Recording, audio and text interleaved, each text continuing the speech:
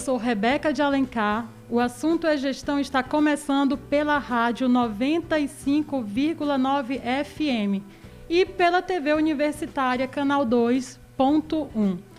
Hoje vamos falar sobre a decisão do Conselho de Ensino, Pesquisa e Extensão, o CEP, sobre o retorno às aulas na universidade no modo presencial. E o nosso convidado é o pró-reitor, o professor Antônio Sansevero. Olá, professor, muito obrigada pela sua presença. Bom dia, tudo bem? Obrigado pelo convite. Estamos aqui para conversar. Obrigada. Então, no assunto é gestão. Os alunos querem saber, a gente recebeu algumas perguntas dos estudantes da universidade, e neste mês de abril, justamente sobre o retorno às aulas no modo presencial, depois de um longo período no modo online. Professor, esse é o nosso primeiro programa e os alunos mandaram as perguntas aqui. O Adriano Lima, ele quer saber, eu estou meio por fora da UFRR, as aulas vão retomar modo presencial ou vai manter online? Bom dia. Bom, na realidade, vamos iniciar de modo presencial, foi o que foi definido pelo CEP no último mês de março. A partir do dia 25 de abril, né, retomamos o ensino presencial com alguns cuidados para que isso possa ocorrer. Dentre esses cuidados, o inicial é a apresentação do comprovante vacinal e manutenção nos espaços restritos, né, de algum distanciamento, uso de máscaras, as medidas de controle ambiental que temos utilizado aqui no entorno nosso, no estado de Roraima. Então, para os alunos retomarem, eles devem tomar a vacina? Sim. E, então, o William, ele quer saber se, bom dia, alguém sabe se será ofertado algum ensino remoto para quem opte por não se vacinar? Na realidade, o ensino remoto está reservado para aquelas pessoas que não têm como se vacinar por motivos de saúde, por algum motivo que impeça a vacinação. E assim mesmo, isso tem alguns critérios que foram definidos por normativas, tanto do governo federal quanto do próprio CEP, que são muito similares, né? Então, naquelas condições que estão previstas, é previsto o que a gente chama do ensino por atividades não presenciais, que deverá ser discutido nas coordenações de curso, pactuado a viabilidade de se fazer ou não. A rigor, a ideia é que o atendimento às disciplinas, aos componentes presenciais, sejam com a comunidade vacinada. E você pode dar algum exemplo de qual seria o grupo que possa pedir esse acompanhamento das aulas ainda pelo modo virtual? Pronto. Quem está previsto na Instrução Normativa 90 do Governo Federal, onde você tem as comorbidades que te impeçam de vacinar, que você é um paciente de risco, você tem, por exemplo, uma neoplasia, uma doença imunossupressora, uma anemia importante, coisas desse tipo. Assim, são muitos exemplos, né? Então fica difícil a gente delinear todos eles. Mas isso está bem claro na resolução que foi editada pelo Conselho. E onde a gente pode encontrar essa resolução? Na página da universidade, na página da Secretaria dos Conselhos, né, você tem a resolução CEP agora de março, né? Então, a gente pode... aqui tem uma dúvida da Graziele Campos, do curso de Economia. Se tem de apresentar o comprovante, ela quer saber se é o cartão do SUS, se é uma declaração. Qualquer comprovante oficial que mostre que você se vacinou, a carteira de vacina basta, né? Você pode... aqui tem uma característica que a gente precisa chamar a atenção. Nós fizemos um inquérito vacinal entre os discentes e os servidores da UFRR, com mais de 70% de resposta da comunidade. E desses 70%, 98% estavam vacinados com as 2 doses. Esses que já apresentaram o comprovante, automaticamente já se cadastrou no SIGA, no sistema de matrícula. Então, essas pessoas não precisam mais apresentar o que eles já apresentaram. Aqueles que ainda não tinham respondido à enquete é que sim, tem que anexar o comprovante, que vale. Aí pode ser tanto o cartão vacinal, o comprovante que o Conecta SUS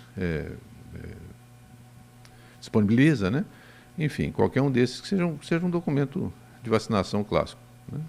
E essa vacinação, ela tem de ser com a dose com a terceira dose? É só a primeira? Como Não, é? não. São ou vacina de dose única ou as duas doses.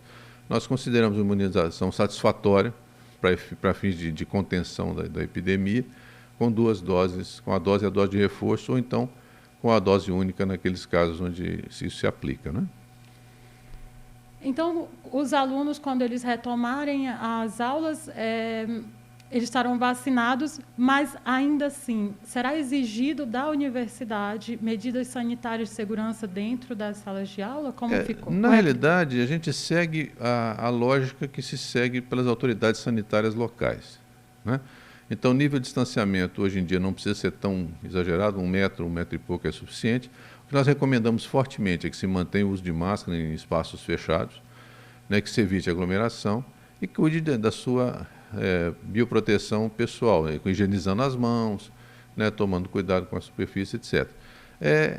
Hoje está bem comprovado que a transmissibilidade da Covid, ela se faz, na grande maioria dos casos, por via respiratória. Então, o uso de máscara por si já coíbe bastante. E o nosso índice de transmissibilidade aqui está muito baixo, está abaixo de 0,7, tá? Então 0,56, se eu não me engano. Ou seja, cada uma pessoa infectada, eu preciso de 2 infectadas para infectar uma outra pessoa. E a realidade nossa vacinal é o contrário. Eu tenho pelo menos 9 para 1 vacinados e não vacinados. Então, os riscos são muito minimizados dentro dessa lógica. Então, esse deve ter sido um dos maiores critérios lá para a universidade decidir de retomar essas aulas. Sim, foi o alto índice de vacinação da nossa comunidade, que foi demonstrado, né? Essa virada epidemiológica, que clara, permanente, ou seja, reduzimos o número de casos, o número de óbitos, aumentamos o número da população vacinada e, com isso, a gente sente segurança de avançar. Esse processo, na realidade, ele vem sido feito de maneira escalonada desde que nós instituímos o ensino remoto emergencial no ano de 2020. Nós iniciamos em agosto de 2020 e de lá para cá nós já tivemos, em maio de 21, a gente liberou alguma atividade presencial de estágios, porque precisava para poder desenrolar a vida daqueles que estavam formando e precisavam cumprir seus estágios, e que normalmente são feitos em base individual ou com poucas pessoas, não são estágios de grupos, né? Os da área de saúde são diferentes, eles já tinham um regramento diferente de qualquer forma. E já no mês de outubro nós liberamos para algumas atividades presenciais, inclusive em laboratório. Então a gente veio escalonadamente acompanhando os modelos epidemiológicos, os momentos epidemiológicos que a gente estava passando. Lá em maio a gente ainda estava com a vacinação muito lenta, né, ainda número alto de casos, então foram casos muito pontuais. Em outubro o passo de vacinação passou a ser mais consistente e a queda de número de casos também nos deixou mais tranquilos. Mesmo com o pico da Ômicron agora, no começo do ano, não houve pressão sobre o sistema de saúde. Nós estamos com taxa de ocupação de UTI abaixo de 20%, 30% em casos de Covid. Isso tudo nos permite avançarmos um pouco mais no ensino presencial. E por que a gente tem essa pressa, né? Vamos dizer assim, essa necessidade de se avançar no tempo certo? É porque o ensino remoto ele foi um paliativo, né? E há um desgaste muito grande na qualidade do ensino e da aprendizagem. Isso tanto para docentes como para discentes. O isolamento, né, lidar com novas tecnologias, isso tudo acarreta um pouco de angústia nas pessoas e aí a gente precisa retomar o ensino da maneira como ele pode ser mais produtivo. Então foram várias etapas que a universidade, até no nível da gestão, como pensar o ensino? Quais foram as partes mais desafiadoras? Olha, a primeira delas foi quando nós tivemos que instituir o ERE. Num primeiro momento, nós suspendemos as atividades, né, paramos tudo, e falamos, não, vamos ver como é que a gente consegue lidar com isso. A ideia naquela época é que seria um surto como surtos de gripe, 3, 4, 5 meses, acaba e resolve. Mas não foi o que se confirmou, muito pelo contrário. Então, nós sentamos e fizemos um grande trabalho dentro da comunidade universitária, né, criamos grupos, comissões para discutir todos os aspectos de como se avançar no ensino emergencial. Tivemos que qualificar rapidamente docentes e alunos para lidar com tecnologia de informação. Nos deparamos, o maior desafio, com o nosso apartheid digital, ou seja, nós temos uma exclusão digital muito grande que se escancarou no modelo da pandemia. É uma exclusão geral, mas a digital se fez assim muito notada, né? E esse foi o maior desafio para nós. Daí para frente, os desafios foram ir acompanhando e definindo mudanças de rumo equilibradas para que a gente não tivesse nenhum desgaste. Em todos os momentos que nós avançamos, nós não detectamos nenhum aumento em número de casos, nenhum pico dentro da universidade. Estão conseguindo numa ida muito consistente na progressão para o presencial. Então, para este ano, deve ter ficado aprendizados que a gestão pretende aplicar neste ano no ensino mesmo presencial. Sim, inclusive com o uso de tecnologias que a gente às vezes não usava no ensino clássico, né? A gente agregou algumas coisas que a gente percebeu que podem ser vantajosas. Então, aí cada curso, dentro da sua característica e sua individualidade, ele passa a tentar ver as melhores estratégias que ele pode usar. Não se esqueça que nós vamos ter que pensar em duas coisas: em retomar a nossa vida acadêmica normal e resgatar o que ficou frágil no período de pandemia, no período de ensino remoto. Tem um estudo amplo, internacional, mostrando o seguinte, que são dois efeitos importantes que aconteceram na pandemia. O primeiro é o que você poderia ter aprendido e não aprendeu, né? Então, aquilo que se perdeu no período do remoto. E o segundo é o que você esquece do que você já tinha aprendido. Então, há uma queda na memorização daquilo que você já sabia. Então, são dois problemas. Então, eu tenho que resgatar esse de cá e correr atrás para a gente conseguir voltar ao curso normal do ensino e aprendizagem. Então, os desafios para 2022 são grandes. No mínimo para 2022, mas seguramente para os próximos 4, 5 anos. O assunto é gestão, vai para um breve intervalo e nós voltamos daqui a pouco.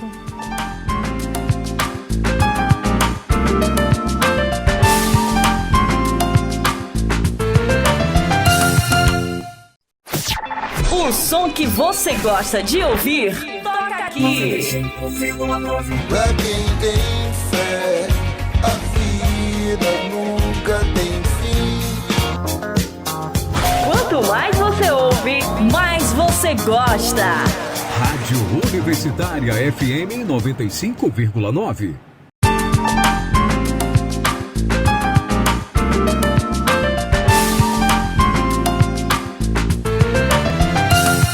Voltamos com o programa O Assunto é Gestão, transmitido pela Rádio Universitária 95,9 e pela TV Universitária Canal 2.1.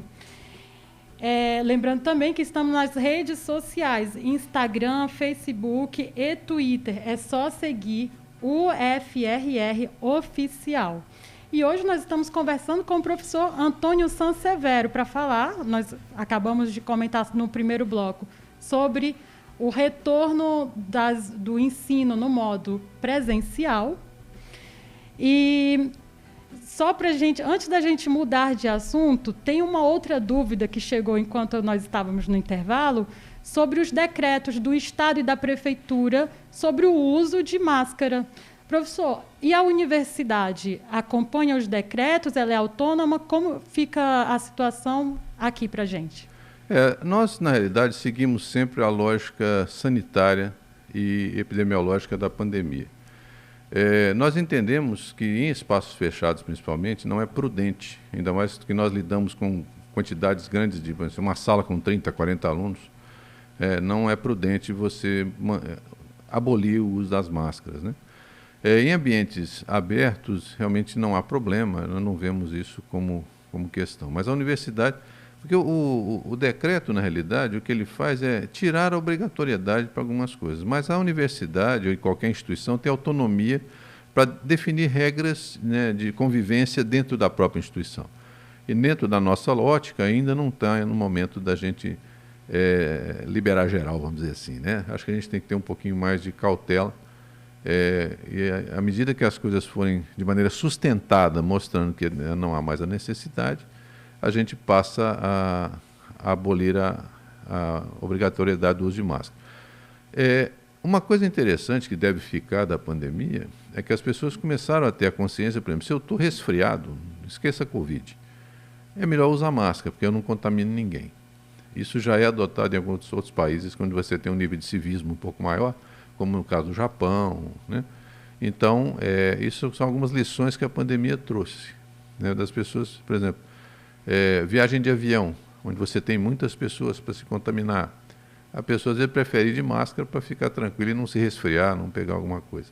Mas, na realidade, nós temos essa autonomia para definir nossas regras de convivência dentro do âmbito da UFRR. Então, a partir do dia 25 de abril, o recomendado é Todo mundo de utilizar máscara. máscara. Sim. Até porque dentro da sala de aula, ambiente fechado. Exato. Então, vamos falar agora sobre a Pró-Reitoria de Ensino e Graduação. Qual é o papel da Pró-Reitoria na UFRR? A PROEG, ela literalmente dá sustentabilidade a todo o processo de ensino de graduação. Então, nós trabalhamos também, nós temos hoje uma coordenação, inclusive, do ensino base tecnológico, né? Mas o grosso da nossa atividade é o ensino de graduação. Nós damos suporte a 47 cursos de graduação. Nós estamos com um universo aí de 5.600 alunos matriculados na universidade. E nós temos duas vertentes, né? O apoio pedagógico, o apoio aos projetos pedagógicos, desenvolvimento dos componentes e do currículo, e o apoio acadêmico. Né? O apoio acadêmico é o apoio ao discente. Então, as ações de fomento, ações de monitoria, a questão do bem-estar do aluno, de acompanhar o progresso do aluno, isso tudo faz parte do âmbito da PROEG. Então, isso significa que ela dá um suporte para os estudantes.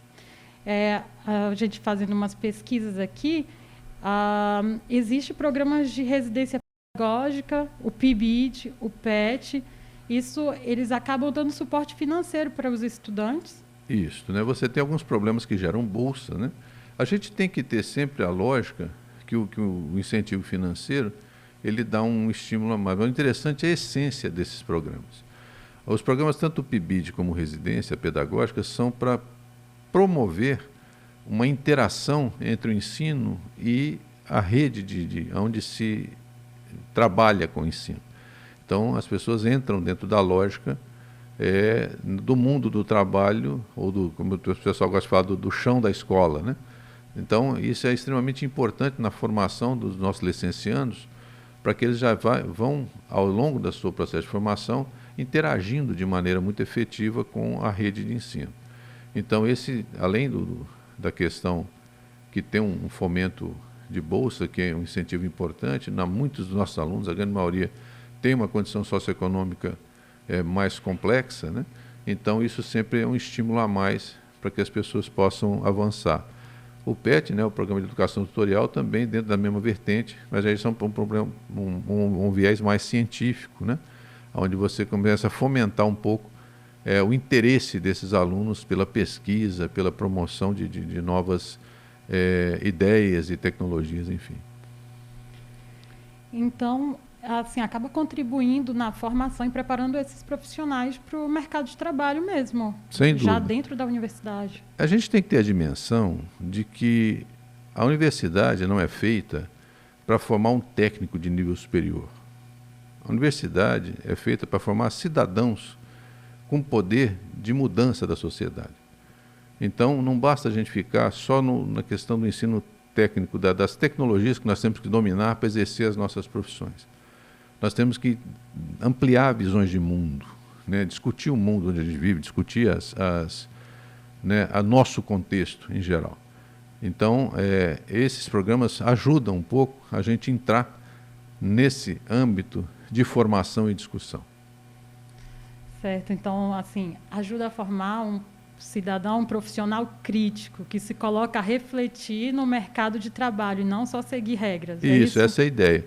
Nós nunca precisamos tanto de pessoas com espírito crítico como nos dias de hoje. Nós temos um volume avassalador de informações, muitas totalmente equivocadas, E você saber filtrar isso e ter uma análise crítica daquilo que você recebe de informação é fundamental para que você possa entender o mundo que você vive.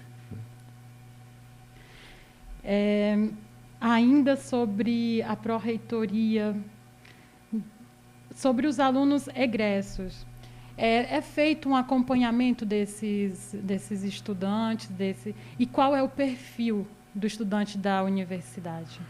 Nós temos, um programa que já vem sido implementado há uns 2 anos, 3 anos, nós estamos avançando nisso, na criação do portal do egresso, para que a gente possa ter a informação daqueles egressos da universidade, de como estão se situando, como é que isso está, como é que nós estamos repercutindo na formação e colocação dessas pessoas, né? É importante ter esse olhar, porque a pergunta que a gente tem que fazer é o seguinte: com o que eu oferto, eu consigo formar o que eu quero formar? A ideia, se você for pegar o perfil do egresso da universidade, um cidadão crítico, reflexivo, capaz de atuar no contexto amazônico, uma série de pré-requisitos, vamos dizer assim. Mas o nosso ensino está fazendo isso? Quando a gente olha o egresso, a gente consegue ter uma visão, um olhar, né, porque isso é multifacetado, você consegue ter um olhar de que, não, estou aqui, para esse caminho, é interessante, não, nós estamos formando com esse viés, as pessoas estão seguindo esse rumo. Então, isso dá um olhar para o nosso processo de formação. É extremamente importante você enxergar as pessoas que você formou, para você ter um olhar crítico para dentro do seu processo de formação. E a universidade já tem esse perfil do egresso e ela está satisfeita com o que tem hoje? Eu não vou falar no mercado de trabalho, porque não é só mercado de trabalho que interessa para a universidade. Olha, estar satisfeito é uma coisa perigosa, né? Quando você fica muito satisfeito, você se acomoda. E o mundo ele muda muito rápido. A universidade, nós não estamos satisfeitos. O nosso processo de formação ainda está defasado das demandas do mundo atual. Essa é a realidade da universidade como um todo, não é só o FRR. Né? Nós temos ainda em muitos campos, né, uma formação ainda baseada numa lógica da metade do século passado. Né? Então, por exemplo, uma coisa muito estanque, muito amarrada em disciplina, muito dentro das caixinhas, né, sem visão divergente, então isso ainda, muitos formatos ainda são assim. Nós precisamos avançar no sentido de a gente realmente promover uma educação que atenda às demandas, porque eu estou formando hoje para quem vai viver no mundo real do trabalho, ou seja, no mundo real, né, nos próximos 30 anos. A demanda daqui a 10, 20 anos vai ser a mesma de hoje? Daqui eu estou olhando para a minha formação? Seguramente não. Eu gosto muito de dar o exemplo da minha profissão. Eu sou médico, e quando eu entrei no curso de medicina, isso em 1980, úlcera do estômago era uma doença cirúrgica.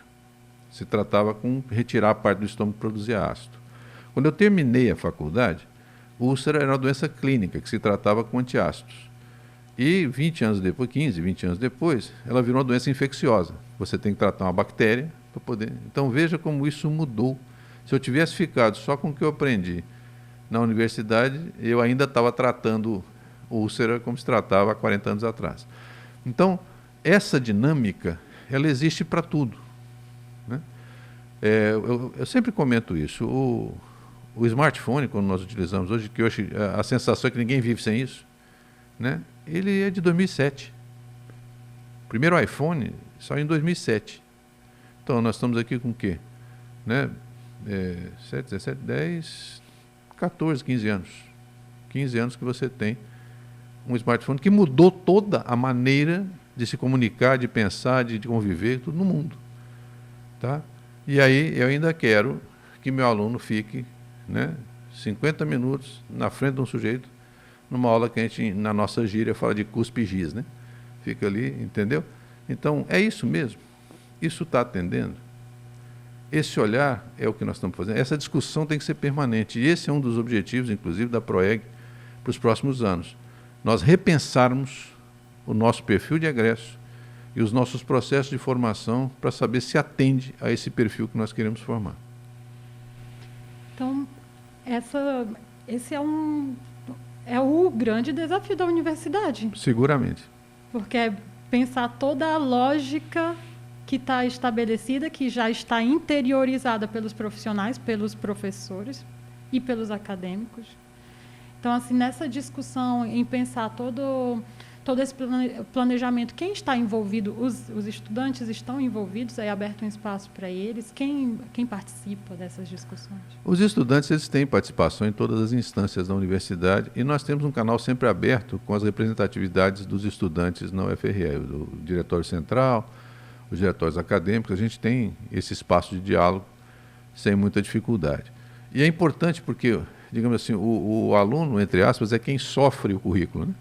Ou seja, né, eu sempre costumo dizer o seguinte, que o aluno sobrevive à escola. Ele entra na universidade, ele quer pegar o diploma dele, o que você colocar de tarefa para ele fazer, ele vai fazer porque ele quer o diploma. Tá? A minha questão é, eu estou ajudando ele no processo de formação ou eu estou atrapalhando? Entendeu? Às vezes eu estou colocando obstáculos aqui que estão atrapalhando o andamento desse aluno. Então, essa é uma discussão muito ampla e tem que ser mais profunda, né? Então, assim, onde é que eu estou realmente contribuindo para que a pessoa avance? Então, esse é o nosso grande desafio, né? É a gente botar na mesa, e a universidade faz isso. A universidade é o encontro de ideias, o debate de visões de mundo, para que a gente ache um consenso que a gente possa avançar. E, por hoje, a gente está terminando o programa, o assunto é gestão. Muito obrigada, professor. Eu que lhe agradeço. Não esqueça, para os alunos que vão voltar às aulas agora no dia 25 de abril, é preciso comprovar que está vacinado, primeira e segunda vacina ou dose única. E outras informações sobre o retorno das aulas no modo presencial vocês podem obter no site ufrr.br. E o assunto do próximo programa será acessibilidade na Universidade Federal de Roraima. A gente vai receber a responsável pela divisão de acessibilidade. Ela vai explicar para a gente quais os programas que a instituição oferece para os alunos que precisam de um suporte. Até a próxima. Muito obrigada pela audiência.